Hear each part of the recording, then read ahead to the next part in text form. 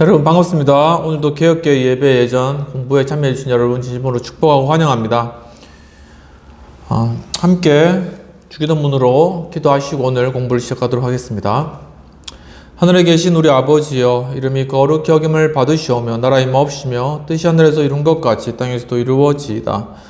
오늘날 우리에게 일용할 양식을 주옵시고 우리가 우리에게 죄 지은 자를 사하여 준 것 같이 우리 죄를 사하여 주옵시고 우리를 시험에 들지 말게 하옵시고 다만 에게서 구하옵소서. 대개 나라와 권세 영광이 아버지께 영원히 있사옵나이다. 아멘. 네, 우리가 지난 시간까지는 기도에 관해, 예배에 나오는 그런 기도에 관해서 일주일 동안에 이제 드릴 수 있는 그런 기도의 그런 다양한 예시에 대해서 살펴보았습니다. 그러면 이번 시간에는 주일 예배에 사용할 수 있는 기도문의 그런 양식에 대해서 한번 읽어보면서 공부하도록 하겠습니다. 4. 주일 예배에 사용할 수 있는 기도문. 이 내용은 필자가 직접 작성해서 주일 예배 시 실제로 사용해 본 기도문이다.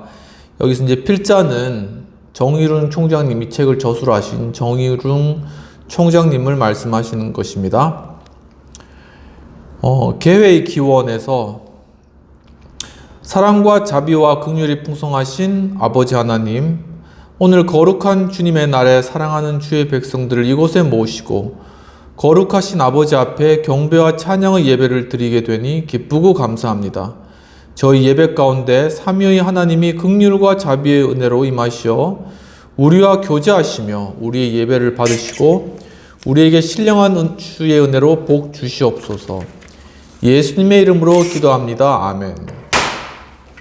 이렇게 이제 기도를 직접 만드셔서 예배 가운데 인도를 하셨다고 하신 것입니다. 그리고 죄 고백으로 인도하는 그러한 기도문입니다. 사랑하는 성도 여러분, 하나님은 상한 심령과 통회하는 마음으로 주께 나오는 자들을 거절하지 아니하십니다. 그러므로 진실한 마음으로 회개의 기도를 주님께 드립시다. 이렇게 얘기를 하고, 참회의 기도. 거룩하신 하나님, 우리들은 하나님을 거슬려 언제나 죄를 지었습니다. 우리는 주님의 뜻을 저버리고 우리의 욕심을 따라 살았으며 우리의 눈에 보기에 좋은 대로 행하였습니다. 그러므로 주님의 자녀라 불려질 가치도 없는 자들입니다.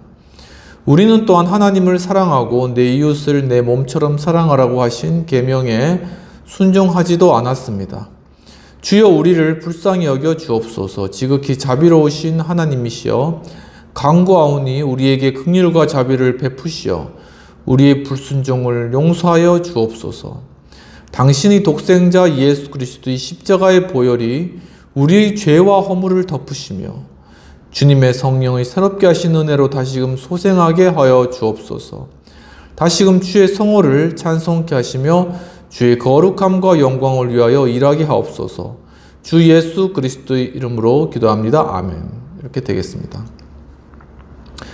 그리고 용서의 확증에 관한 내용들을 살펴보도록 하겠습니다. 로마서 8장 1에서 2절의 낭독과 함께 성도들의 마음을 위로하는 그러한 시간입니다. 그러므로 이제 그리스도 예수와 함께 있는 사람들은 결코 정죄함을 받는 일이 없습니다. 왜냐하면 그리스도 예수와 함께 생명을 누리는 성령의 법이 나를 죄와 죽음의 법에서 해방시켜 주었기 때문입니다. 이제 우리는 이러한 그리스도를 통하여 베푸신 은혜의 용서의 은혜를 믿음으로 받으면서 하나님께 진심으로 경배한 여러분이 되기를 바랍니다. 라는 그런 내용입니다.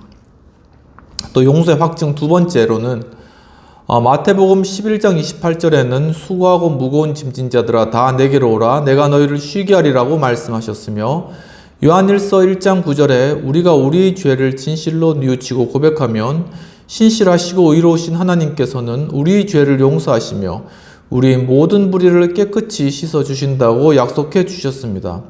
여러분의 죄는 다 용서되었습니다. 확신하시기를 바라며 이제 기쁜 마음으로 주님을 찬양하기를 바랍니다. 이렇게 용서에 대한 선포나 확증을 해주는 것이 중요한 그러한 예배의 순서라고 이야기를 하고 계십니다.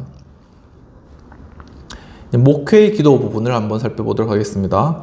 사랑이 많으시며 은혜와 자비가 풍성하신 하나님, 오늘도 저희들에게 생명을 허락하셔서 호흡하고 노래하며 믿음으로 주님께 나아오게 됨을 진심으로 감사드립니다. 일찍이 이스라엘을 열방으로 인도하시며 때가 이름에 독생자 예수 그리스도를 보내주셔서 저희들에게도 구원과 영생의 소망을 믿음으로 바라보게 하셨음을 감사드립니다.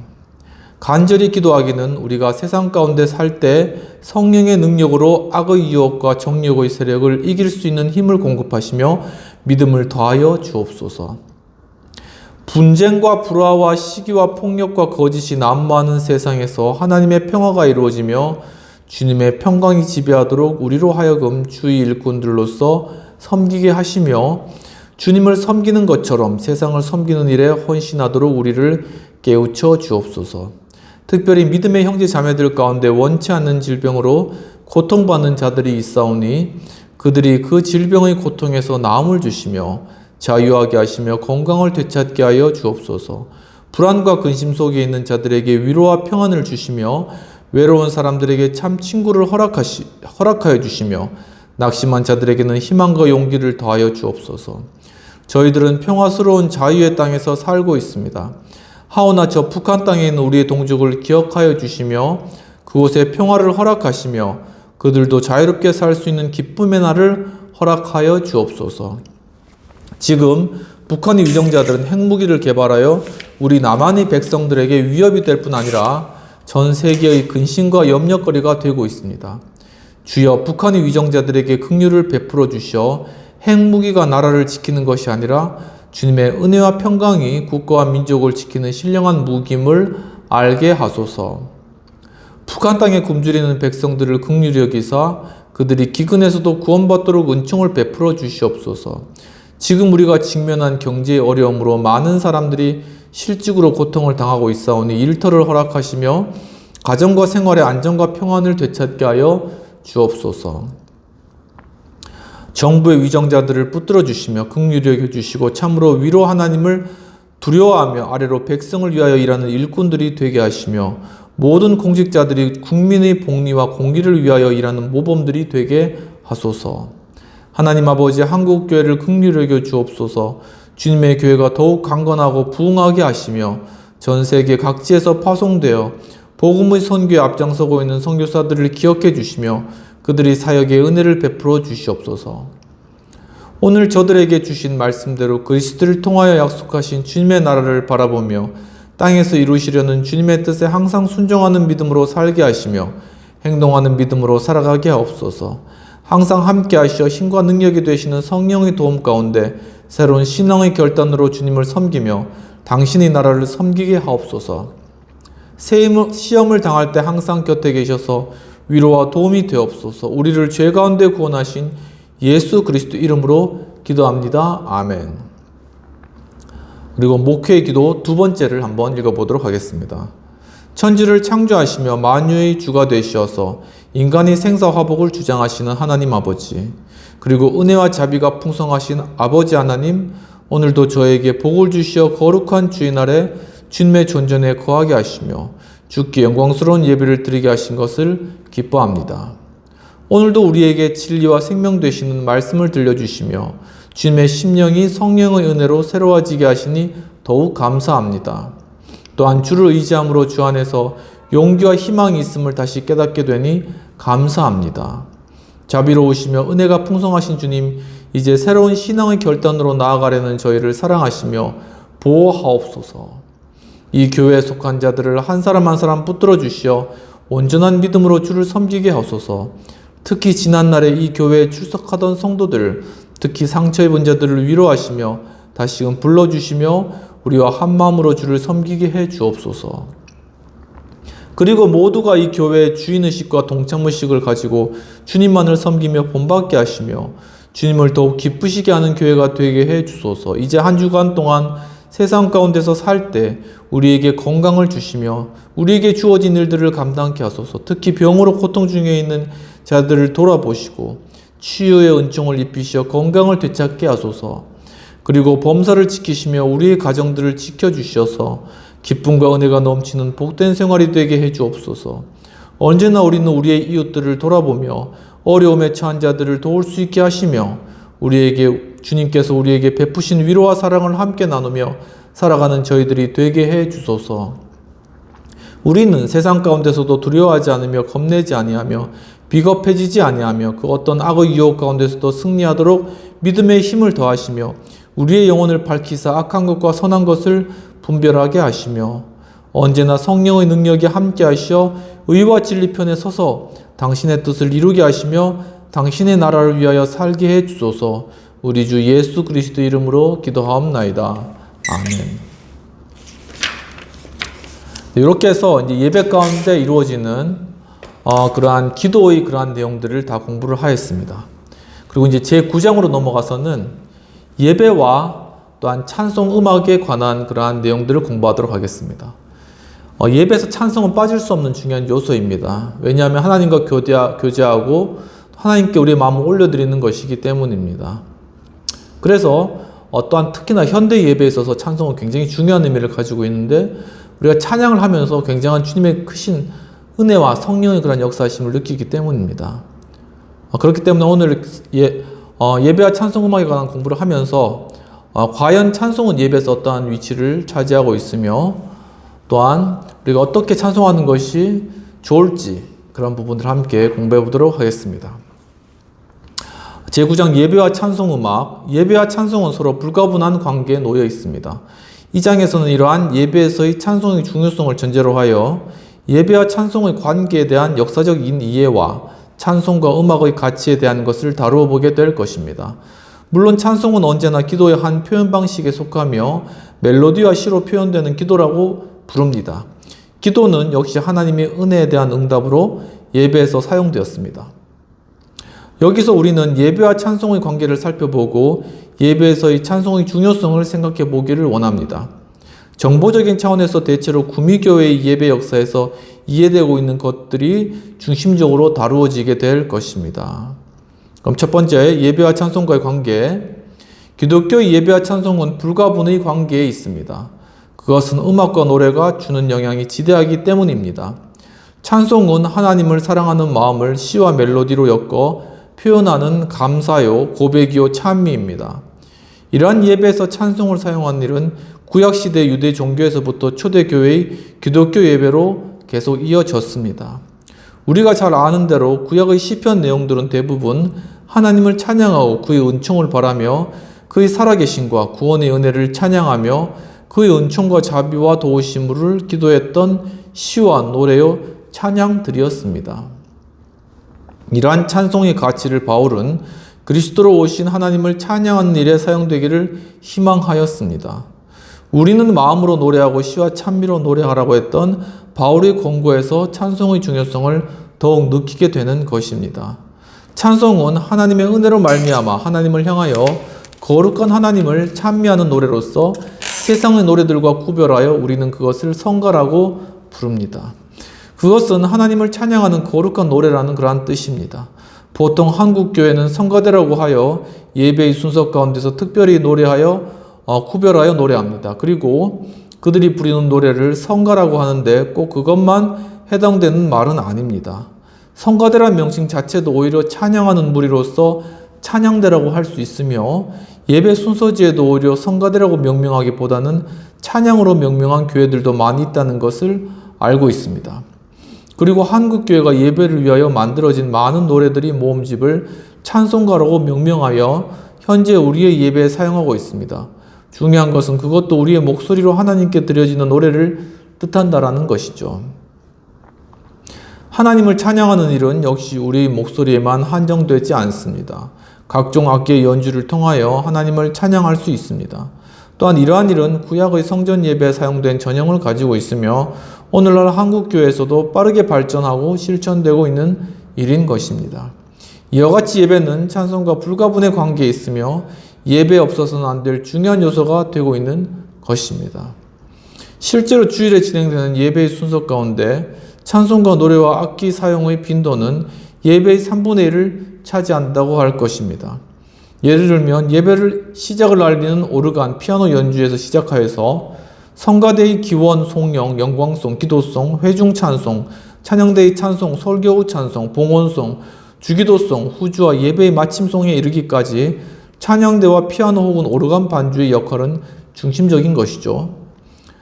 특별히 찬송과 악기 사용은 예배 진행 과정에서 예배와 예배를 연결해주는 역할을 하며 동시에 하나님의 뜻을 표현하는 도구이며 또한 하나님을 사랑하며 경배하는 자들의 마음을 표현하는 도구이기도 한 것입니다. 그러면 예배에서 찬송은 실제로 어떤 역할을 하는 것일까요? 이것은 예배에서 찬송의 기능적인 면을 생각해 보려는 것입니다. 예배에서 찬송을 부르면 실제로 우리는 예배의 사회성을 경험하게 된다고 합니다.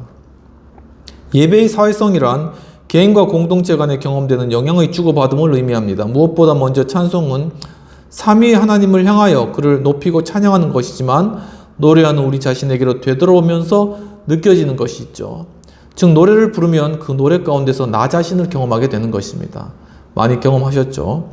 그리고 노래하는 공동체, 즉 믿는 자로서 공동체의 일원으로서 예속되어 있는 자기를 느낍니다. 함께 찬양하면서 그런 것들을 느끼게 된다는 것입니다.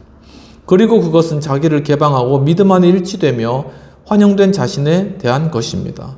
특히 음악의 멜로디와 함께 시적인 표현은 우리의 감정을 고조시키는 작용을 하게 됩니다. 실제로 찬양을 통해서 우리 감정이 굉장히 고조되고 그 가운데 눈물도 흘리고 기뻐하면서 예배를 드릴 수 있게 되는 것입니다.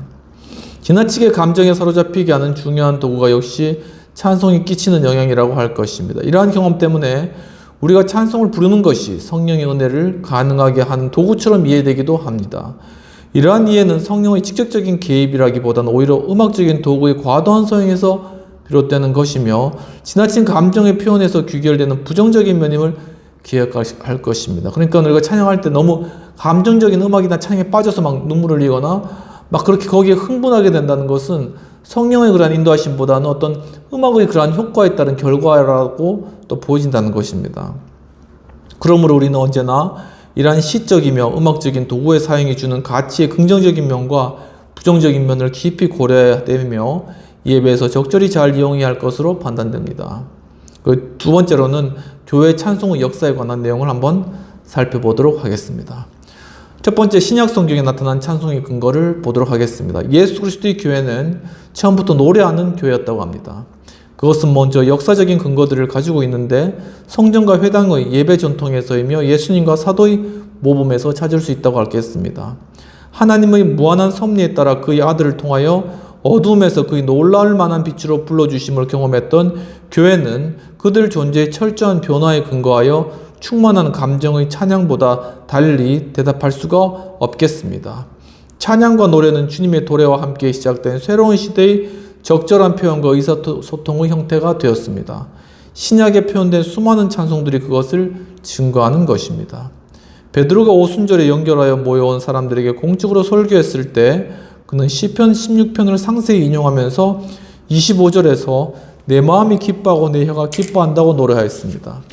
혀가 위대한 하나님의 하신 일로 인하여서 풀려지고 그리스도의 노래, 즉 새 노래로 응답한 것입니다.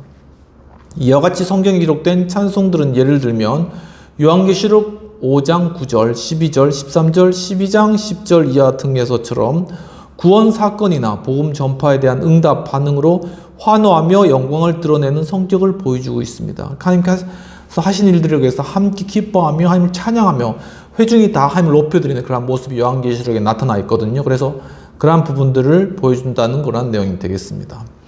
이외에도 복음 전파가 찬송의 장엄한 언어로 제시되는 것들이 바울 서신에 나타납니다. 이러한 것들은 신앙 고백적인 성격을 전제하고 있습니다. 현대의 새로운 연구에서 찬송과 신앙 고백은 같은 히라보 홀몰로기아로 표시되어 있다는 것은 중요한 것이라고 보겠습니다. 즉 바로 신앙 고백하거나 기도하거나 아니면 찬송하는 것은 같은 맥락이 있다는 의미입니다. 그것은 신앙 고백 형성에 대한 근원적인 뿌리가 예배에 놓여 있다는 것의 확인으로서 인지되는 것입니다. 그리고 요한계시록은 새 노래를 부르는 일에 관하여 상세히 말하고 있는 것이 주목됩니다. 거기서 노래하는 일은 천국에서 예배하는 장면을 일깨우는 하프, 검은고 연주가 분명히 드러납니다. 또한 예배에서 찬송을 부르는 행위에 대한 표현으로 골로새서 3장 16절과 에베소서 5장 18절 이하의 본문이 있습니다. 이 양자의 본문은 본질적으로 일치하는 내용이며 보충된 것으로 이해할 수 있을 것입니다. 현대 주석에서 더 오리지널 텍스트가 바울에게서 골로새서로 인정됩니다. 그리고 그리스도의 말씀이 너희 속에 풍성히 거하여 모든 지혜로 피차 가르치며 권면하며 시와 찬미와 신령한 노래를 부르며 마음의 감사함으로 하나님을 찬양하고 라는 말씀은 예배의 한 장면을 생각하게 해주며 예배 가운데서 그리스도의 말씀으로 은혜가 충만하여 서로 모든 지혜로 가르치고 권면하며 여러 노래로 마음에 감사하며 하나님을 찬양하는 예배인 것입니다. 이와 같은 신약시대의 초대교회는 예배 생활의 요소로서 노래 부르는 일을 알고 있었으며 그대로 행하였다라는 점이 주목됩니다. 그리고 다양한 형태의 노래가 사용되었습니다. 그리고 노래 부름은 예배 생활의 가장자리에 있는 것이 아니라 개인 그리스도와 그리스도 공동체의 본질이며 필수적인 표현이었다라는 것이죠. 노래하는 일은 주님의 도래가 시작된 새로운 시대에 적합한 표현과 의사소통의 형태라는 것입니다. 요한계시록은 천상 예배를 노래와 함께 소개한 것은 지상에서의 예배에 노래가 반드시 포함된 것임을 보여주는 하나의 증거라고 할 것입니다. 노래의 충동력은 역시 성령이며 믿음에 작용하는 내재하는 그리스도의 말씀으로 보여졌다라는 점입니다. 노래의 근거와 내용은 역시 그리스도의 말씀과 동일한 것이었다는 점입니다. 신약 성경은 성령의 작용의 다양한 형태를 보여줍니다. 그래서 저도 이제 찬양할 때 이제 여러 은혜되는 찬양들이 참 많은데 성경 말씀으로 이렇게 가사를 해서 부르는 그 찬양들이 몇 곡 있습니다. 그런데 그 복음송들도 몇 곡 있는데 이제 그것들이 성경 말씀으로 이렇게 찬양을 만든 굉장히 마음에 더 깊이 와닿는 것을 경험하였습니다. 이처럼 이렇게 말씀의 능력이 곡조 있는 음악과 합쳐졌을 때 우리의 심령을 이렇게 쪼개고 또 우리의 깊은 내면에 있는 그런 감정들을 불러일으키는 그런 놀라운 그런 효과가 있다는 것이죠. 그것을 저도 많이 깊게 경험한 바가 있습니다. 두 번째, 찬송과 예배에 관한 내용을 살펴보도록 하겠습니다. 찬송의 역사는 예배의 역사와 함께 시작되었습니다. 이러한 찬송은 시적이며 음악적으로 표현된 노래로서 성도들의 입을 통하여 예배에서 하나님을 찬양하는 도구로 쓰였습니다. 이러한 찬송은 초대교회를 지나 로마 교회로 오면서 교회의 찬송과 음악은 크게 발전하는 과정을 거치게 됩니다. 1143년 종교개혁자 루터는 벌써 성 암브로시우스가 예전에서 부르는 많은 아름다운 회중 찬송을 만들었고 그 찬송을 가리켜 교회의 찬송이라고 불렀다고 하였습니다. 그것은 오늘날처럼 교회의 찬송가 집에 담아 빈번히 반복하여 예전에서 함께 부르는 영적인 노래로 이어하였습니다. 이러한 찬송은 역시 시적이며 음악적인 예술성을 가진 노래로서 예배에 반드시 동반되어야 하는 예전적인 한 요소입니다. 그리고 영적이며 문화적인 요소를 지닌 교회의 노래, 찬송으로서의 의미를 가진 것으로 정의될 수 있을 것입니다. 그리고 찬송은 운율을 따라 만들어진 시적인 가사와 근본 리듬에 따라 멜로디의 조화로운 음으로 연결되었고 찬송을 부르는 자들에게 마음을 움직이는 강력한 감정을 제공하는 것입니다. 이러한 찬송은 역시 성경이나 교리 문답서에서 읽은 구절이나 익힌 문장의 내용보다도 훨씬 더 깊은 작용을 할 수 있는 것이라고 하겠습니다. 그리고 역사적으로 찬송은 기독교 신앙에 대한 빈번한 논쟁들이 있었던 시대와 상황에서의 영적인 위로와 힘을 얻게 하는 역할을 한 것은 잘 알려진 일입니다. 세 번째로는 찬송의 형성과 종류의 역사가 되겠습니다. 예배와 함께 발전되어 온 교회의 노래 찬송은 오랜 기간에 걸쳐 다양한 형태의 찬송으로 발전하게 되었습니다. 그 형성의 역사와 종류의 발전적인 역사를 한번 살펴보도록 하겠습니다. 첫 번째 찬송. 찬송, 힘누스란 예전에서 하나님을 찬미하는 노래를 뜻합니다. 회중이 부르는 것이든 성가대가 부르는 것이든 모두 거룩한 하나님을 찬미하는 성가입니다. 어거스틴의 표현을 빌리면 사도 시대 이래로 찬송은 교회 예배의 확고한 구성 요소였습니다. 이러한 예는 바울 서신과 누가복음에서도 분명히 나타나고 있습니다. 그 밖에 첫 3세기 동안 유대교의 회당 예배에서도 사람들이 찬송시를 사용했다는 증거를 주로 히랍의 교부들이 글 가운데서도 발견할 수 있습니다. 특히 알렉산드리아와 메토디우스의 클레멘스 그리고 후기 4세기경의 작가인 나지안즈의 그레고르와 시네시우스 등은 헬라의 찬송시에 대한 아주 오래된 전통을 보여주고 있다고 하겠습니다. 그래서 성경에 보면 이제 바울과 실라가 밤에 옥에 갇혀가지고 하나님을 찬양하며 기도했다라는 그런 내용이 나타나는데, 그때 옥문이 열리고 지진이 나서 옥문이 열리는 그런 기적이 나타난 것이죠. 터툴리안과 키프리안은 서구 교회에서 사용하는 찬송의 예전적인 실제를 분명히 암시해주고 있습니다. 대표적으로 높은 곳에서의 영광, 이란 예전에서의 찬송은 라틴어로 된 가장 오래된 성가로 봅니다.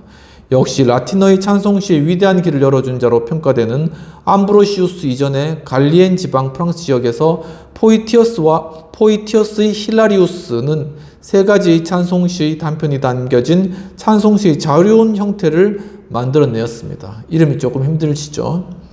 예.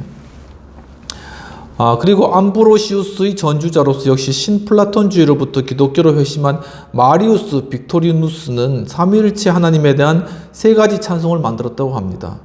이러한 자유로운 형식으로 만들어진 찬송은 어거스틴에 의해서 도나티스트에 대항하여 쓴 그의 시 형식에서 발전적으로 나타나게 됩니다. 이러한 예전과 관련된 찬송을 실제로 서구교회에 발전시킨 인물은 역시 마일랜드의 암브로시우스로 봅니다. 그 후에 교회의 노래라고 부르는 시적인 구절 없이 부르는 찬송을 만들어낸 최초의 창시자로 불려지기도 합니다. 암브로시우스의 찬송은 성가대와 회중 사이에서 교대로 부르도록 새롭게 만들어졌습니다. 이러한 형식의 찬송은 수세기 동안의 서구교회의 예배와 예전에 큰 영향을 끼치게 되었습니다. 벌써 그 당시 마일랜드 교회에서 사용하는 40개의 찬송 중에 10에서 14개의 성가곡들은 암브로시우스가 만들어낸 것으로 알려져 있습니다. 암브로시우스가 이러한 찬송은 후에 누르시아의 베네딕트가 쓴 과정이란 글의 근본 바탕이 되었습니다. 그리고 암브로시우스의 찬송시는 스페인과 이탈리아, 갈리엔 아일랜드와 영국, 독일 수도원의 예배 생활에 이르기까지 큰 영향을 끼치게 된 것입니다. 특히 스페인의 가장 유명한 기독교적인 라틴어 시인 프루덴티우스는 암브로시우스의 찬송시의 형태를 넘겨받아 스페인 교회의 음악 발전에 공헌한 대표적인 사람입니다. 프루덴티우스의 찬송시는 예전적인 찬송 사용에 불변적으로 오랜 영향을 주었던 것으로 전해집니다. 중세기 후반에 이르러 개별적인 찬송과 전체 찬송의 목록은 독일어로 번역되어 독일 교회 예전에 사용되었습니다. 벌써 1523년에서 24년에 나타난 루터의 찬송은 이러한 암브로시우스의 찬송의 영향을 받고 있습니다. 예를 들면 이방인들의 구세주로 오심에 따라 주여 지금 오소서, 또는 창조주의 영으로 오심에 따라 창조주 하나님 성령이시여 라는 찬송시는 암브로시우스와 흐라바누스와 마우루스의 것에서 영향을 받은 것으로 생각됩니다. 그리고 이제 축제날에 예전에서 부르는 연속 찬송 관해서 보겠습니다. 이 찬송은 매 정한 시간의 기도에서처럼 이것은 성경에서 취한 시적인 요소는 아니었습니다. 그러나 중세 후기로 오면서 이러한 형태의 노래는 교회의 찬송과 예전에서의 사용이 지배적이었습니다. 그리고 세 번째, 기도의 노래가 있는데, 이것은 중세기 독일의 종교적인 민요에서 발전한 것으로 기도의 음악적인 멜로디를 첨가하여 부르는 일종의 기도의 노래입니다. 이것은 역시 연속적으로 부르는 찬송에서 새롭게 생겨난 형태입니다. 그리고 네 번째로는 찬송과 악기 사용에 관한 종교개혁자들의 입장을 한번 살펴보도록 하겠습니다. 종교개혁 시대에 와서 개혁자들 사이에서 예배에서 찬송과 악기 사용에 대하여 일치된 의견을 보여주지는 못하였습니다. 그 결과로 오늘날까지 개신교는 혼란의 과정을 지금도 경험하고 있습니다. 먼저 종교개혁자 루터는 복음적인 예배를 만들어냈을 뿐 아니라 예배에서 찬송하는 일, 즉 노래가 있어야 한다는 것을 확실하게 해주었습니다. 그는 특히 골로새서 3장 16절과 에베소서 5장 19절을 근거로 삼아 직접 새로운 노래들을 만들고 그것을 예배들에서 사용한 것입니다. 이러한 루터 입장에 소극적이긴 하지만 제네바의 개혁자 칼빈도 역시 루터와 같은 입장에서 새 노래로 공식 예배에서 하나님을 찬양하기를 원하였습니다. 그러나 이러한 견해에 쥐리의 개혁자 찌빙그리는 완전히 다른 입장을 취했다고 합니다. 즉 그는 예배에서의 노래 사용을 원칙적으로 거절하였습니다. 그리고 골로새서 3장 16절과 에베소서 5장 19절의 본문을 루터와 칼빈과는 달리 해석하였던 것입니다. 시와 찬미와 신령한 노래들로 서로 화답하며 너희 마음으로 주께 노래하며 찬송하라라는 본문에서 그는 너희 마음을 주께 노래하라는 이 말은 소리로 노래하라고 한 것이 아니라고 그렇게 해석을 하였습니다. 그리고 소리로 노래하려면 가정에서 부르라고 그렇게 이야기를 하였다고 합니다. 그 당시 오르간, 파이프 오르간 같은 악기는 교황을 즐겁게 하기 위해서 사용했던 것이라고 해서 아예 없애버렸습니다. 그는 추리 교회의 오르간을 직접 끌어내어 파쇄했다고 전해지고 있습니다. 많은 사람들은 그 이러한 태도에 이해하지는 못하고 있습니다. 그 자신의 음악에 많은 재질을 가지고 있었음에도 불구하고 그 이러한 태도는 비판되었습니다. 그러나 찌빙글리의 신학적인 입장은 가톨릭 교회의 가르침과 예배에 대한 비성경적인 모습을 고치려는 개혁의 강렬한 의지가 그러한 태도로 나타나게 되었다고 평가되고 있습니다.